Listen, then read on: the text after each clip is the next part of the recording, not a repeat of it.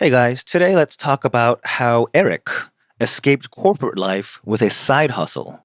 I know this is something a lot of you sometimes daydream about. Some of you may be more serious than others, maybe actually laying down some plans and learning some online skills, and others, it might be more of a kind of wishful thinking, but it is something that folks like to hear about. So I'm here with Eric Rosenberg. Eric, thanks for joining us.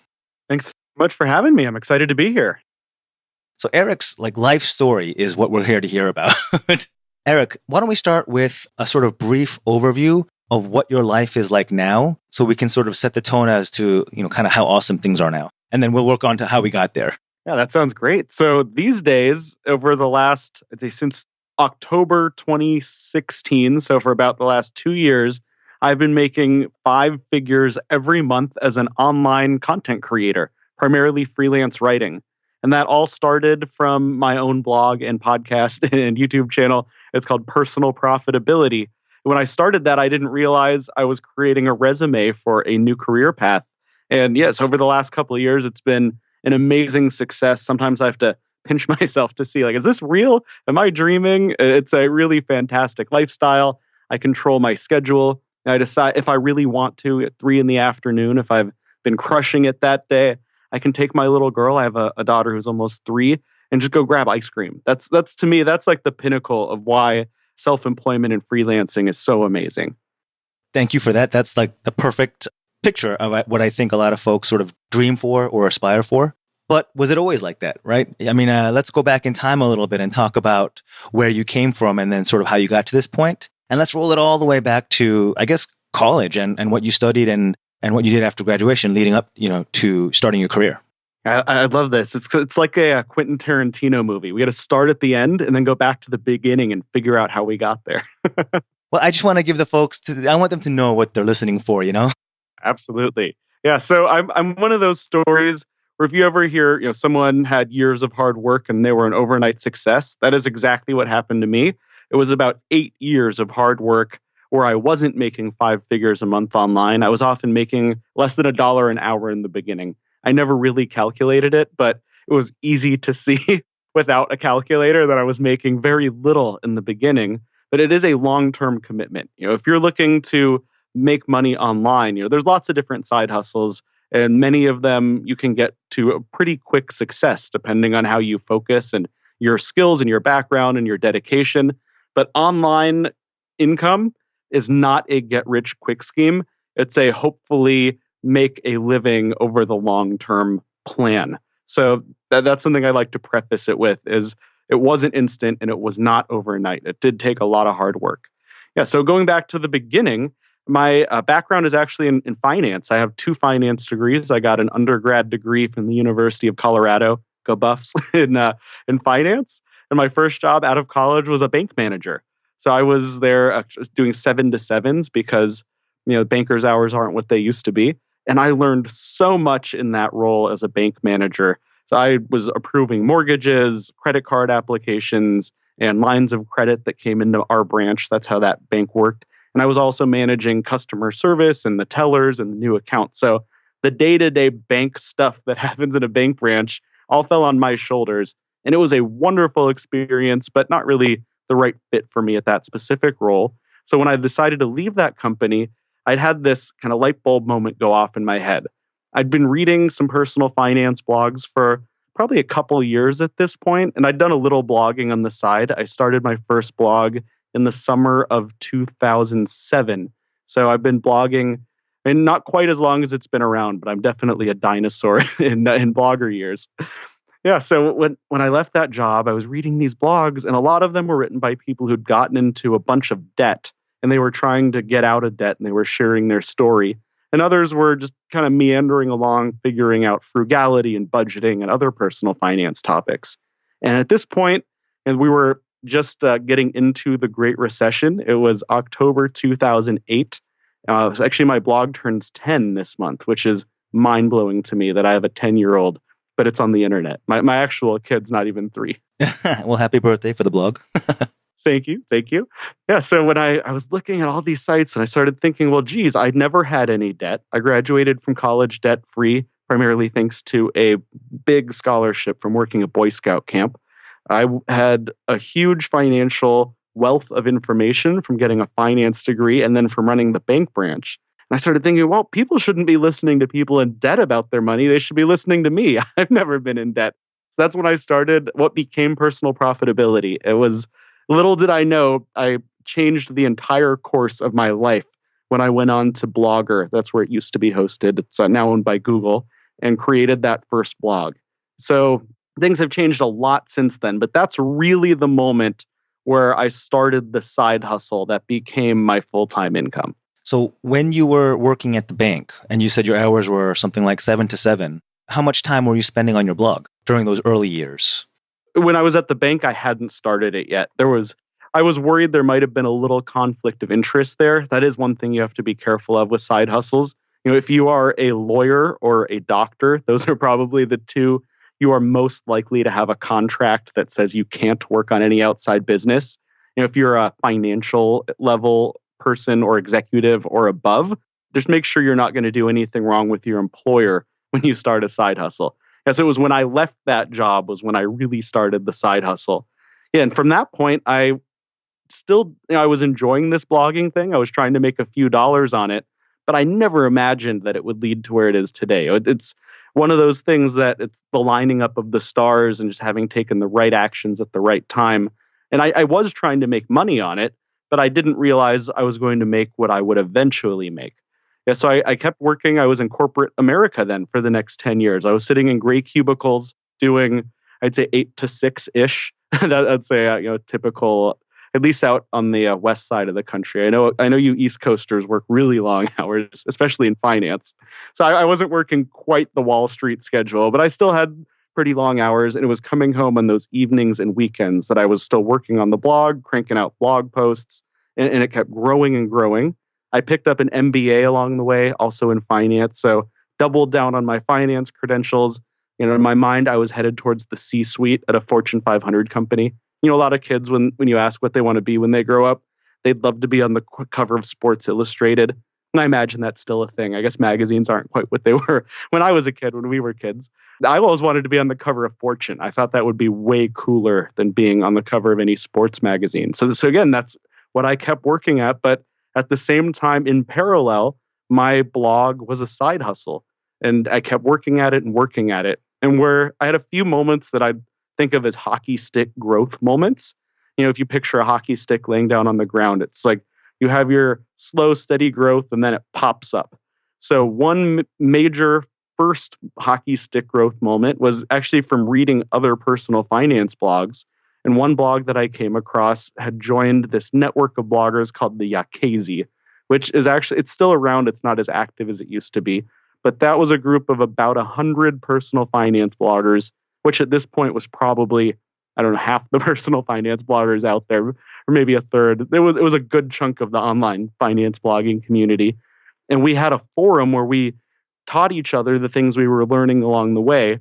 And some of those things included advertising. So that's where my income went from, a nickel or two from AdSense clicks every once in a while to starting, yes, AdSense, which is still out there. It still works great for some businesses. Very much not a get rich quick thing unless you have a ton of traffic, which I had a bit of traffic, but not, millions of visits. So it was actually sponsored posts and direct relationships with advertisers that started to grow my income to the point that it started to become eye-opening that, whoa, this might actually be something. And I remember the first time I got a $10 ad, and I was so excited because I could go buy a beer with what I made on the internet that day. It was like, whoa, this is so cool.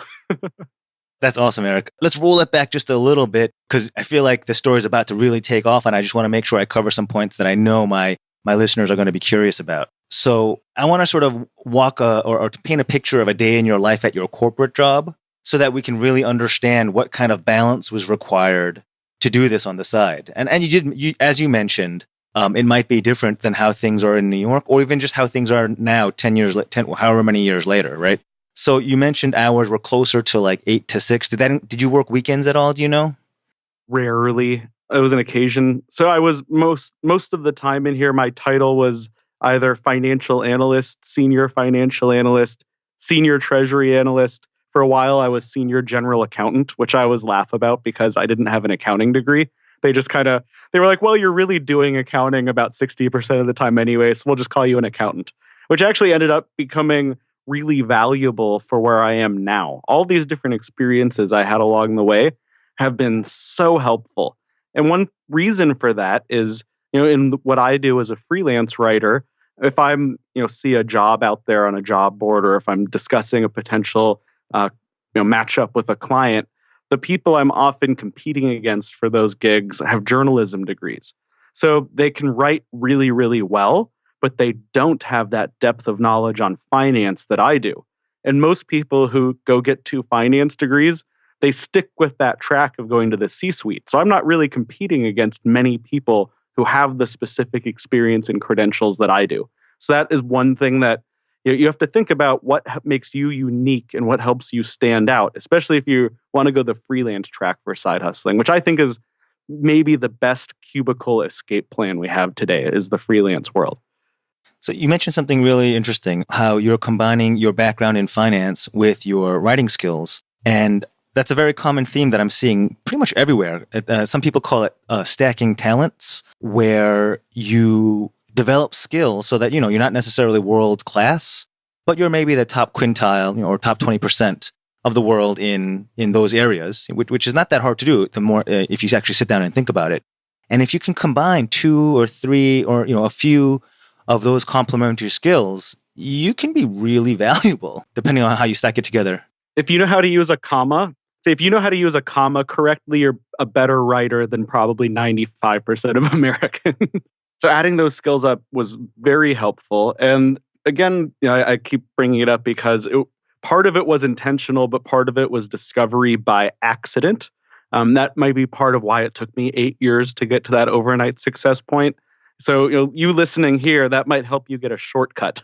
So, definitely, if you want to leave that cubicle, if you want to get out there and do your own thing, you have to be intentional about it. There was no point anyone came up to me and said, Eric, I give you permission to start a finance blog, or, Eric, you should go find your first freelance client. Those things didn't happen. No one is going to come up to you and say, here's your day one.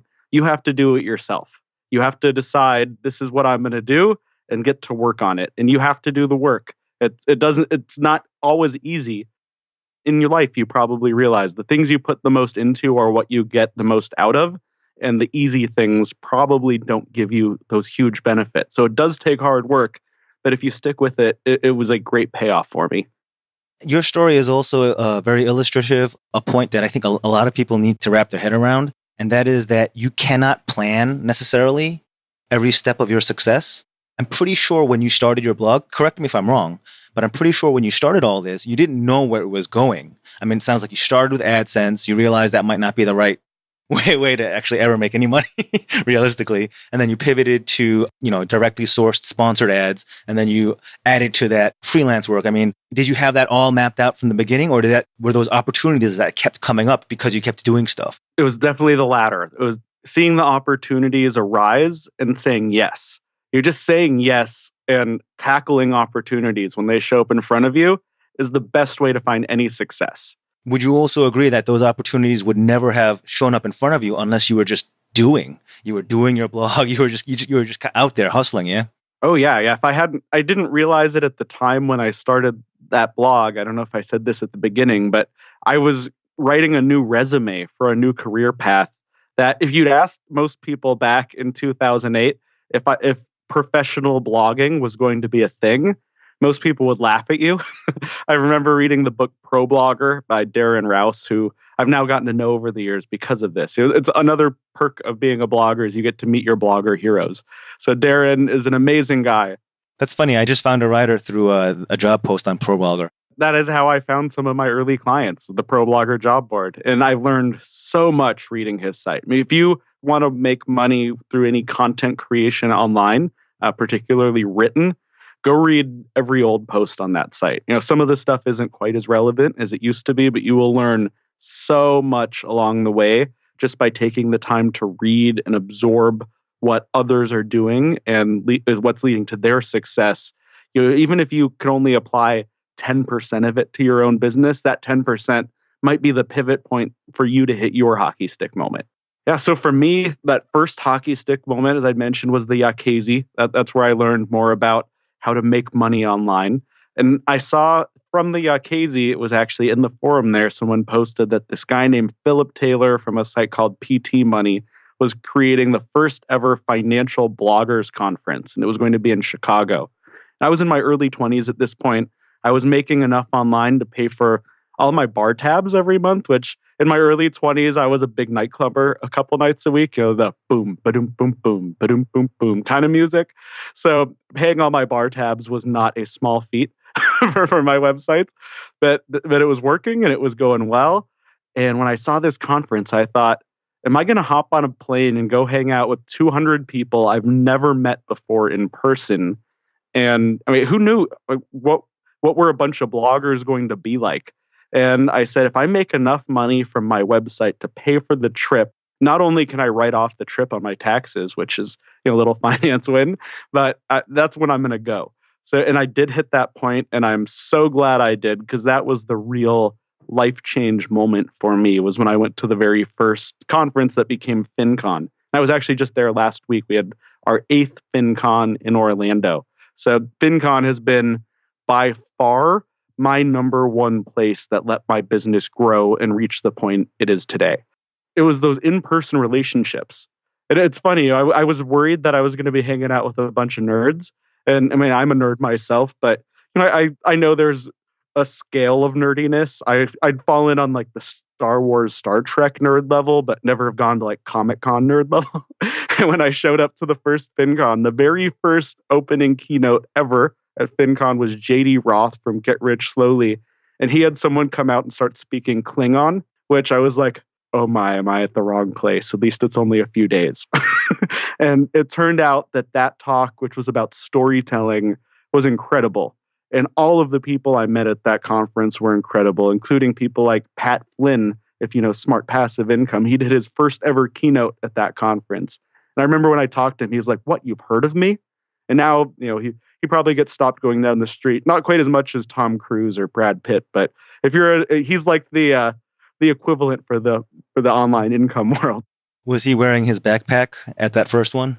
It didn't exist yet. It was pre-backpack, but I love that backpack. For those of you who don't know, he has a backpack that says, "Hi, my name is," like one of those stickers, and he wrote "Pat" on it with a Sharpie.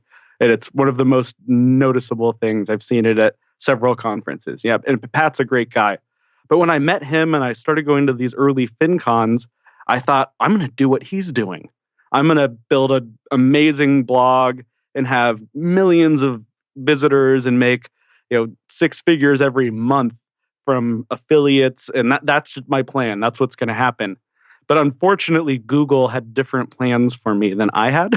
I never got that big traffic, but I did have something else happen. And that a company actually came up to me, I think it was the second or third FinCon, and they said, oh, we've noticed you at the conference. I'd gotten to a point where I was running a little speaking event, so I was trying to get on stage and get more recognition at the conference, just because, building your personal brand, you never know what's going to happen, but it's never a bad thing. And a company said, oh, we like what you're writing. I was credentialed. I had the MBA at this point. Would you write for our site? We'll pay you. And I was like, heck yeah, if you pay me, I'll write whatever you want. That sounds awesome. And I was able to make more in a week writing a couple articles than my website was making on its own between, the ads and the affiliate stuff. And one thing I always like to point out to people, if you find something in your business that's working, even if it's not what you want to be working or what you expected to be working, embrace your success. Because if you embrace that success and keep repeating, you will see more success in that area. And that might lead to a point that it can subsidize what you want to work. Or maybe you just forget about the part that you thought was going to work and just keep running on that success. And for me, that success was freelancing. So the freelance revenue at this point kept growing and growing and growing every year. And my website did grow up a little bit with it, but it was never keeping pace with the freelancing. And it's funny because I don't have the biggest finance blog out there. I'd be happy if it were, but Personal Profitability, it's a good site. It's not huge, but that is where a lot of my clients were finding me. So even though I wasn't making a lot of money directly through Personal Profitability, I was reaching great audiences and helping people, which I feel good about. And I was finding new clients from there, or more, they were finding me through there. So that personal profitability blog and then eventually podcast and YouTube channel, those became kind of a lead generation tool for the other side of my business, for the freelancing. And now they're actually even helping me do some more paid public speaking. So I'm able to build new parts onto my business that originally I wasn't expecting to do at all. I mean, who would have known that typing behind a computer, by yourself in a room 8 years ago would lead to an opportunity to get on a stage and get paid for it to tell your story? Like, I never expected that, but now that's starting to happen. So again, you have to really embrace those successes. And as I was doing that, I learned that in the freelance world, particularly finance writing, the best way to find new opportunities is in-person relationships. When you think, oh, of course, there's great job boards like the Pro Blogger board, and there's those big marketplace sites like Upwork or freelancer.com. But for me, in-person relationships led to higher income per article because I was able to sit down with someone and say, here's my credentials. I have the MBA. I have the finance degree. I was approving mortgages. Are you looking for a mortgage writer? I'm probably the most qualified of most people who would be applying for a mortgage writing job. Most people haven't been an approver before. So just building those relationships and getting to really understand what your target clients want and how you can provide a better value than any of your competitors, or even just a better value than most of your competitors. And as a professional, if you've been sitting in a cubicle, you have skills. You have a lot you can offer. So have you ever sought out freelancing work on Elance, Upwork, or whatever they're called now? Or has it always been, leads coming from your blog, YouTube, and personal relationships? Yes, I've gotten stuff from the whole gamut. The majority was personal relationships, but early on, I didn't have a lot of those, and I didn't have a huge portfolio of freelance work. It was more relying on what I'd been writing at Personal Profitability. So early on, it was the Pro Blogger job board. I used to use Odesk a bit. Now that's part of Upwork. Back then, there were two websites that merged to become what's now Upwork. So I've got some gigs there. But the hard part about those marketplaces is you might be competing with someone in India or Philippines who's very happy to work for $4 an hour because that is a great middle class income there. But living in Southern California or Manhattan, $4 an hour, you'll be living outside, is a nice way to put it. I did have to find ways to find those higher paying clients that could value and afford what I was offering. So over the years, I shifted more from writing for smaller blogs, other, even peers in the industry, to writing now for large investment banks and insurance companies and other big brands. Like just this, as I mentioned, I was at FinCon last week. I was sitting down with credit card issuers, nationwide credit unions, and some really big websites that you probably heard of because that's now who I'm able to work with. But that didn't happen on day one. It took years of building a reputation and showing that I have the right credentials and the right skills to give their audience what they're looking for. So eventually, at the end of the day, they want to make money off of it. So if I'm writing something and it doesn't bring in search traffic or it doesn't bring in new customers or I do a bad job, in freelancing, it's really easy to let someone go. You just don't give them a new assignment. Unlike a day job where getting fired is a kind of a big deal. Freelancing, letting someone go is, you can ghost somebody. You can't ghost an employee. You can't just, I guess you could in the movie Office Space. They kind of did that with Milton. But for most of us, it's a lot more than a red stapler. That's the breaking point. So you have to really always give top-notch results if you want to succeed in the freelance world. Let's talk about how you were able to build up your side hustle income to the point. And this is the part that I think a lot of folks like to hear about. Who doesn't love a good quitting their job story? Can you tell us about how you got to the point where you were able to give up the corporate yoke, I guess we would call it? I don't know. Yes. So if you go to personalprofitability.com, you can follow along with this part. I have income reports that I've been doing publicly since the beginning of 2012. So you can see I was definitely not always making six figures online. It was a slow build. And in 2015, by the end of the year, I'd done $40,000 in revenue online. It was actually like 39,000 and change. But as a financial analyst, I used to round to the nearest, 10 million, 100 million. It's like, what's $1,000, right? So I did 40,000 in revenue online in 2015. And that at this point, I was living in Portland, Oregon. I was living in the part of town that was kind of like Portlandia on purpose. It was fun. But when I was looking at all my numbers, I started to think, wow, if I make $40,000 a year doing this 10 to 20 hours a week on the side, imagine what would happen if I did this full time. And at the same time, my wife, we had a baby girl. She was just about 6 months old. My wife was a stay-at-home mom. We were in a good position there. And I was a senior financial analyst at a big payments company. So I was doing really well on my day job. Even up to a few months before, I was still like, I don't know if I'd ever really quit my job. The freelancing thing's fun, but there's a lot of risk to it. But then I was looking and thinking, well, the average person in Portland makes $40,000 a year. And there has to be a way that I could make this work. And it was at towards the beginning of 2016, that next year, I think it was in February. There was one day when I was doing the accounting stuff, I had a big, high stress accounting close, and it had felt for a little while like things were getting more stressful at work, not less. And one morning, I had to leave work before my daughter was awake because I had a meeting on East Coast time, because I was out of the house early, and it was a really long day, and I didn't get home until after she was asleep for the night. So I had a whole day I didn't get to see my child. I was like, this isn't right. There's something wrong here. So I was getting towards a breaking point. And it finally came in, I think it was March that year. I gave my notice and I said, I'm ready. I'm going to do this full time. I'm going to take the risk. And they actually asked me, I gave 2 weeks notice. They asked if I'd stick around an extra month. And I was in a position that I could do that, obviously going out on my own. And I didn't want to burn any bridges. I wanted to keep good relationships because, that freelancing thing might not have worked out the way I'd planned. So I stuck around for about 6 weeks. And, like any good responsible dad with a stay-at-home mom wife and a 6-year-old, I quit my job, sold my house, and moved to the most expensive part of the country. I also had a potential escape plan. Most people that have those long days don't have a backup plan.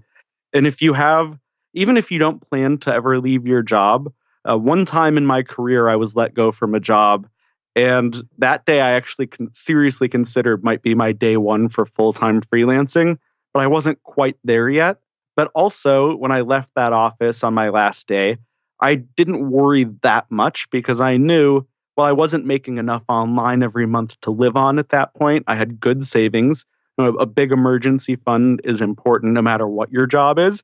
If you're a freelancer, you should have a double emergency fund of what anyone else does. So if you have a regular steady day job, I recommend 3 to 6 months as a good emergency fund when you're looking at your monthly expenses, because eventually, hopefully within that 3 months, you could find a new job.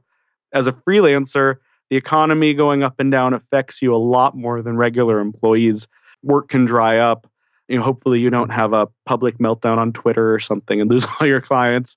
But whatever is happening, there's so much more risk. It's definitely worth having at least 6 to 12 months. And when I quit my job, I did have that. Plus, I sold my house in Portland and moved into a rental in Southern California. So I actually had like 4 to 5 years of expenses saved up, which is not typical. I was planning to not touch any of that because it was a down payment for a future house. And when I did finally leave my job, I think I needed to pull out 1 month about $1,500 from savings just to make sure I was covering all the bills. But otherwise, I was making enough to pay for everything as I went, which was my goal when I left. I said, I want to have a plan that I can hit the ground running and just start living on this like it was a new job, except instead of getting one paycheck from one employer, I was getting about a dozen smaller paychecks that added up to a good one. And does that bring us full circle to where we started off, to the wonderful life you described in the beginning, where if you're crushing it in the morning, it's up to you. You can take the afternoon off and hang out with your daughter? Well, it wasn't quite there yet, but I was getting close. And those some of those really stressful days. I've been in mastermind groups for a long time. I'm a huge fan. If you are looking to do a side hustle and turn it into a business, I actually have a platform that I launched last week, which is a side hustle to my side hustle. It's called Mastermind Hunt, and that is a place to go find mastermind groups to help you succeed and build your businesses. And I've always been in them, and they've always been really encouraging. And whenever I've had any big doubts or problems or questions or issues with clients, I could confidentially go to my masterminds and get their support. And it was actually one of the guys from the mastermind group that I'm in that were all online entrepreneur dads. And I'd said one day I'd finished all my stuff and I was stressed out, and I took my daughter for ice cream at 3. And he said, "You might have had a stressful day, but look what you just did." And that's what 200 million people in this country might dream of doing every day. And that's what you were able to do. So anytime I'm light on motivation, which that can happen, it happens to all of us, even in the freelance world, I always come back to, I could take my daughter for ice cream. So for me, it's that. Everybody has something that's their thing. I mean, maybe your thing is being able to go on a bike ride at lunchtime.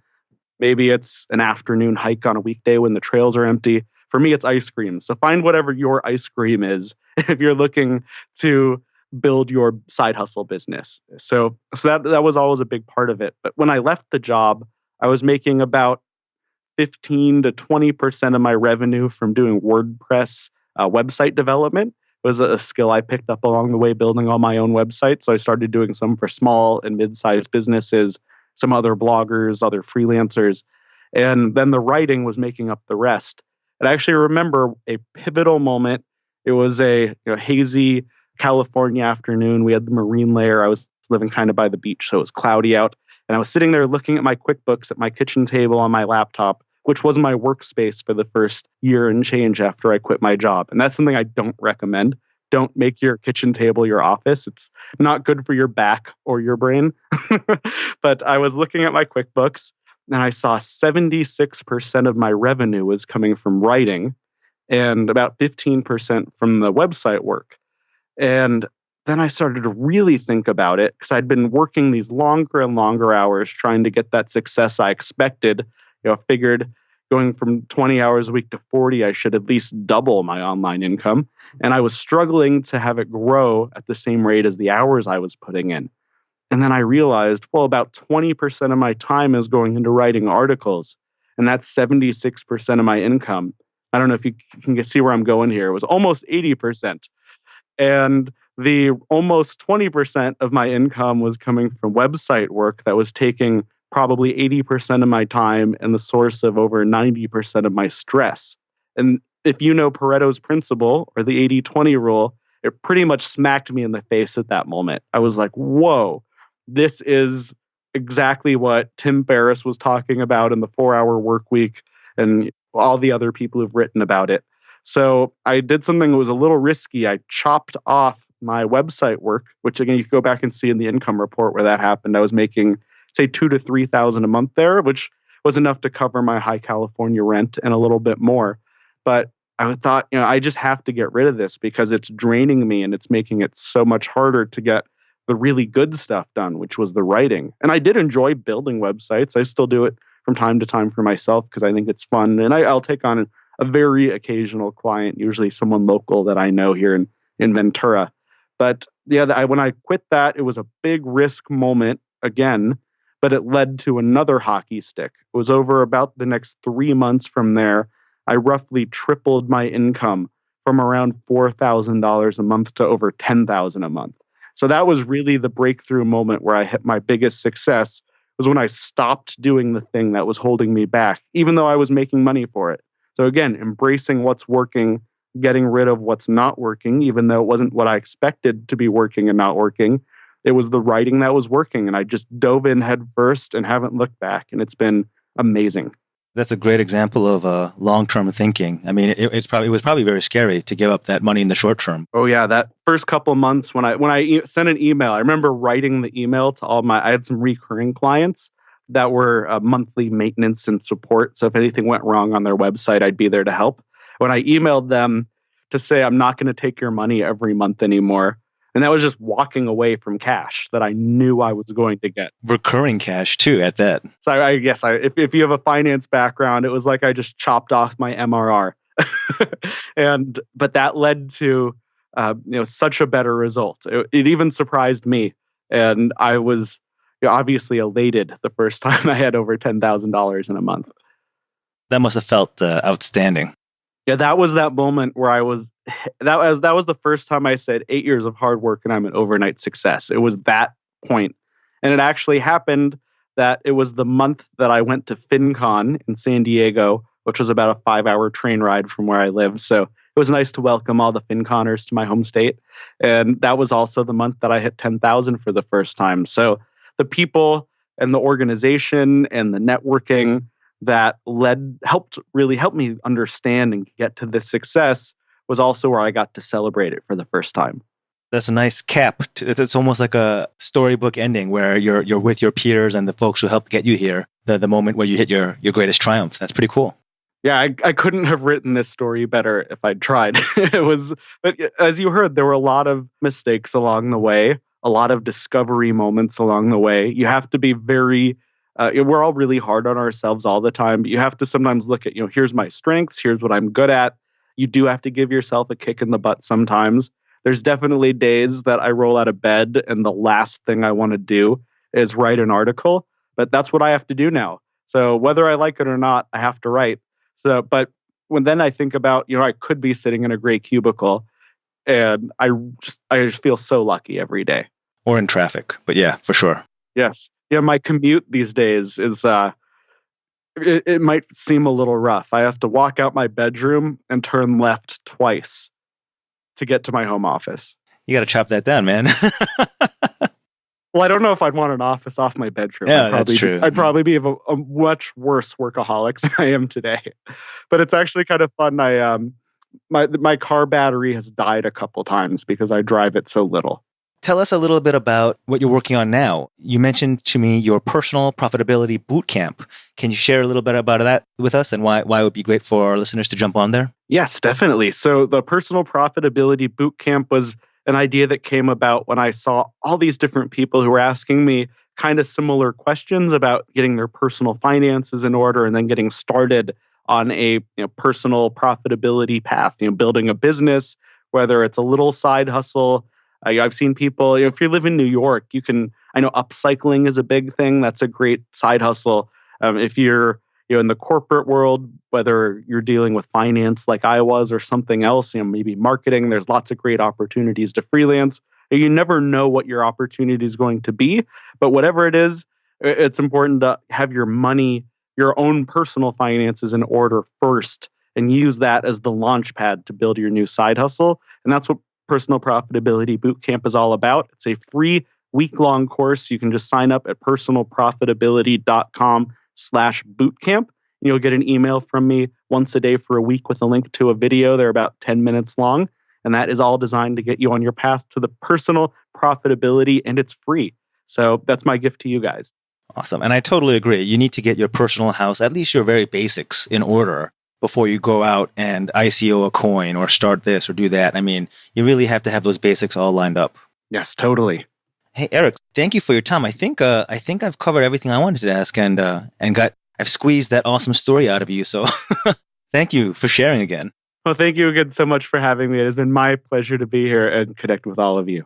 And don't forget, like Eric just talked about, you can go to personalprofitability.com/bootcamp and make sure you sign up for that free email course to get your personal affairs, the basics lined up in order. Otherwise, that's all we have for today. Make sure to hit subscribe or go to anthonyspark.com to join our email list for regular updates and discounts. Talk to you again later. Take care.